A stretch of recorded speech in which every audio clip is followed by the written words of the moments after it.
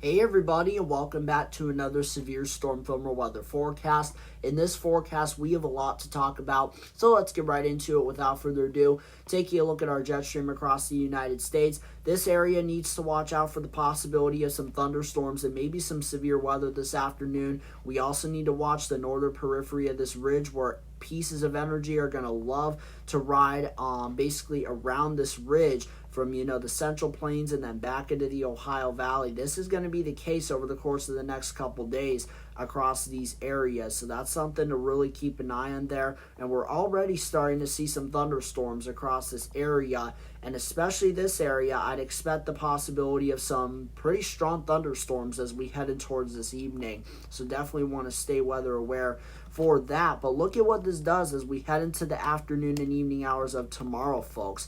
All right, here's your high pressure system in the southeastern United States with lots of moisture being yanked up on its northern periphery. All right, as I mentioned before, this is called the ring of fire pattern. This is where shortwave troughs are going to love to ride the northern periphery of this ridge and basically create several boundaries for thunderstorms across this area. All right, I would not be shocked if we had a nasty storm complex producing damaging winds, or maybe even a series of clusters of thunderstorms producing damaging wind gusts across the circled areas, especially this localized corridor right into here, where I think enhanced wind shear is going to be a possibility to keep these storms really organized and strong as they move through, the Ohio region and possibly the Pennsylvania region. So got to keep an eye out for that. And then as we take it into the daytime hours on Sunday, we'll likely need to watch across portions of the northern plains back into the upper Midwest for maybe a cluster of thunderstorms, or maybe even a full-blown MCS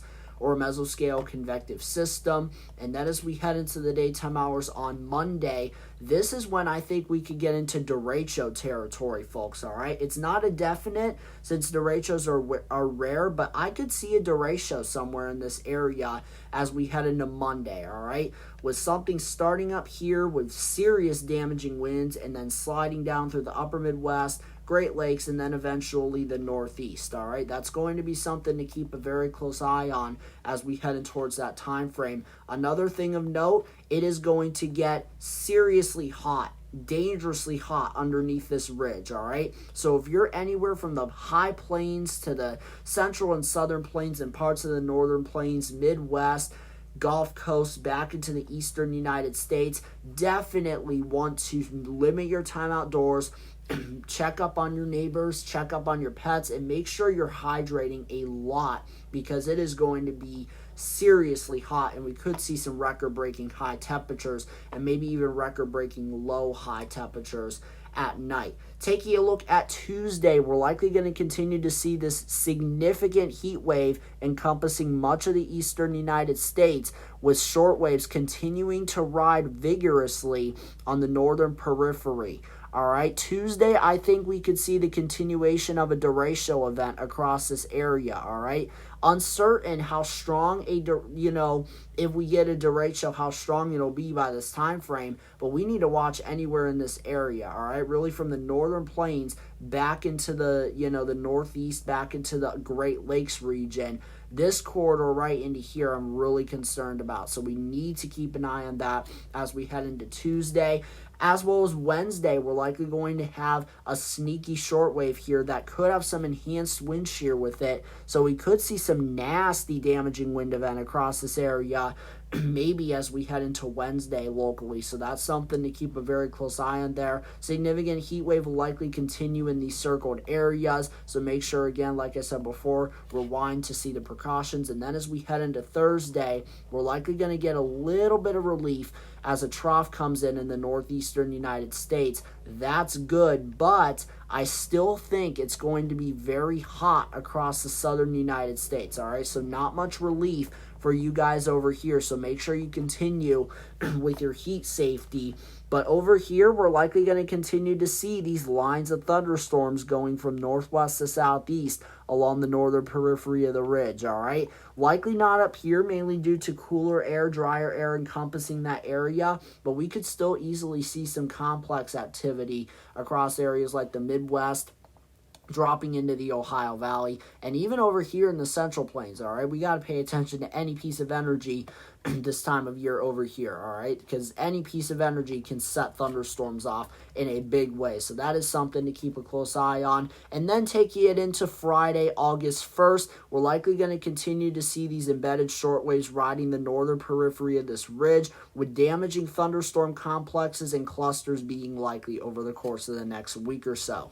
And taking a look at your heat indexes over the course of the next week or so, as we start with today, this is this evening. Notice here we got 90-degree heat indexes across areas of the southern United States.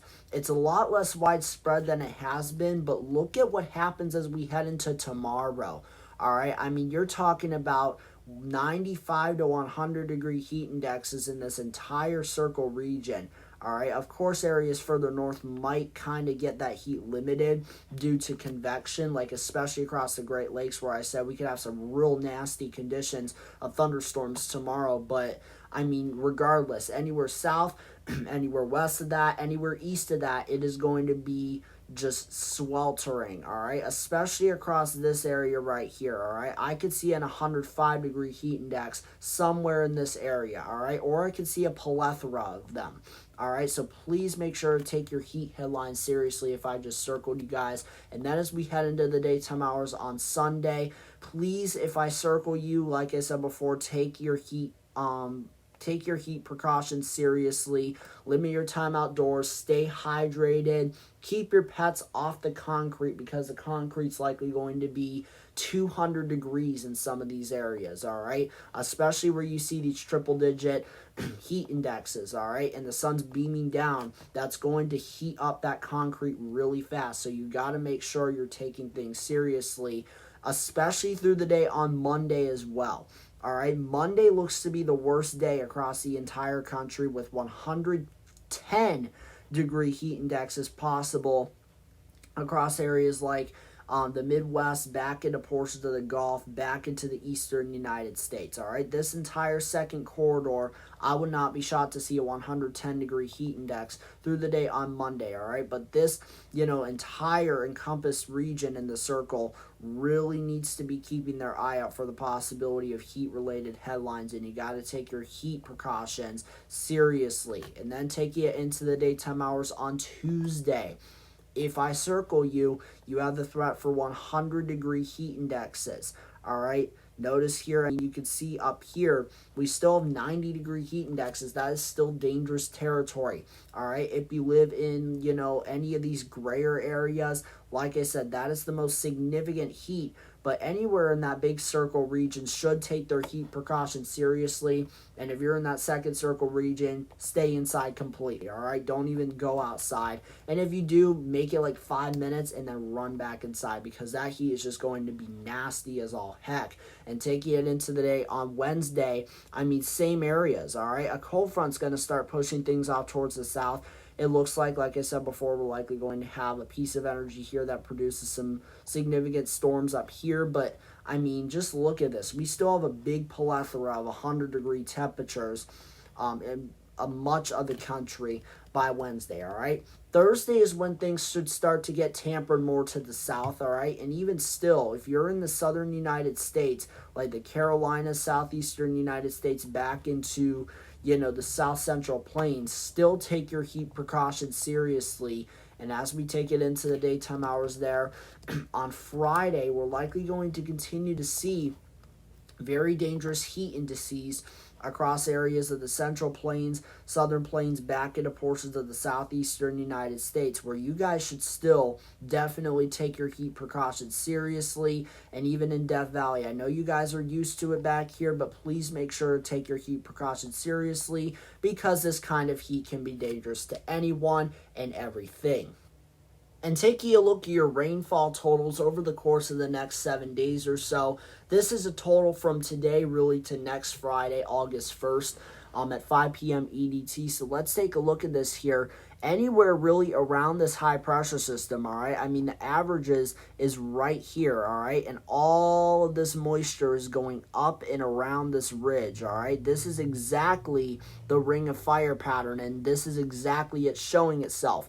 All right, I mean, over here you got your heaviest precipitation corridor across the plains, back into the Ohio Valley, back into the eastern United States, where this is your MCS corridor, and you also have garden variety thunderstorms that kind of like to train because they have a lack of upper level moisture over here. They have upper level winds, as they have a lot of moisture to rain out from all levels of the atmosphere. All right, so flooding potential is here the next 7 days across the southeastern United States, and we also need to watch out for areas like the Gulf Coast, where I think we could have another tropical system, which we are going to look at right now.